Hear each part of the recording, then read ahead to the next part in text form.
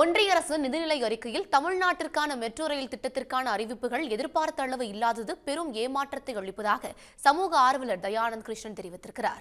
Metro rail திட்டத்திற்கான நிதியை தமிழக அரசே வழங்கி வருவதாகவும் இதே நிலை நீடித்தால் தமிழகத்திற்கு பெரும் நிதிச்சுமை ஏற்படும் என்றும் அவர் கவலை தெரிவித்திருக்கிறார். நேற்று அறிவித்த திட்டங்களில் சென்னை மெட்ரோ ரயில் 2ஆம் கட்ட பணிகளுக்கு எந்த ஒரு நிதியும் ஒதுக்கலை. அது நம்ம எல்லாரும் பார்த்தோம். அடுத்து அதே மாதிரி ரயில்வே திட்டங்கள் அப்படின்னு பார்த்தீங்கன்னா அதுக்கும் பெருசாக நிதி ஒதுக்கலை. குறிப்பாக தாம்பரம் சென்னையின் 3வது முனையம்னு 2016 அனௌன்ஸ் பண்ணாங்க.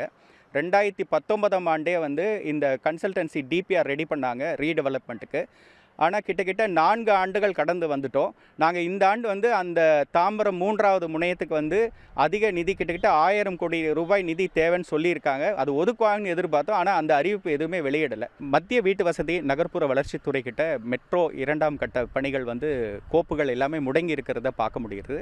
அதனால் இதுக்கு மேலும் தாமதிக்கக்கூடாது. ஏன்னா சென்னை மெட்ரோ ரயில் 2ஆம் கட்ட பணிகள் அடுத்த வருடம் 2025ஆம் ஆண்டு போரூர்லேருந்து பூந்தமல்லி வரைக்கும் ஆப்ரேஷனுக்கு வரப்போகுது.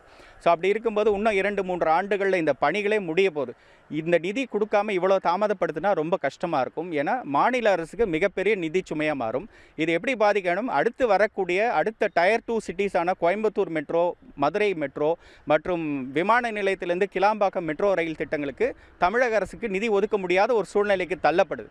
அதனால் உடனடியாக பிரதமர் இதில் உடனடியாக தலையிடணும். அந்த மத்திய அரசின் நகர்ப்புற வளர்ச்சி வீட்டு வசதி நகர்ப்புற வளர்ச்சி அமைச்சகத்துக்கிட்ட ஒரு மீட்டிங் அரேஞ்ச் பண்ணணும். சீஃப் மினிஸ்டர், பிரைம் மினிஸ்டர் எல்லாம் கலந்து பேசி அதில் என்ன குறைகள் இருக்குது, நிறைகள் இருக்கோ அதை கலைந்து உடனடியாக இந்த பிரச்சனைக்கு தீர்வு கண்டு சென்னை மாநகர மக்களின் நலன் கருதி இந்த சென்னை மெட்ரோ ரயில் 2ஆம் கட்ட பணிகளுக்கு நிதி ஒதுக்கணும் அப்படின்னு நாங்கள் கேட்டுக்கிறோம். இது மிகப்பெரிய ஒரு வேண்டுகோள். ஏன்னா நிறைய மக்கள் குறிப்பாக பெண்கள் மெட்ரோவை பயன்படுத்துகிறாங்க.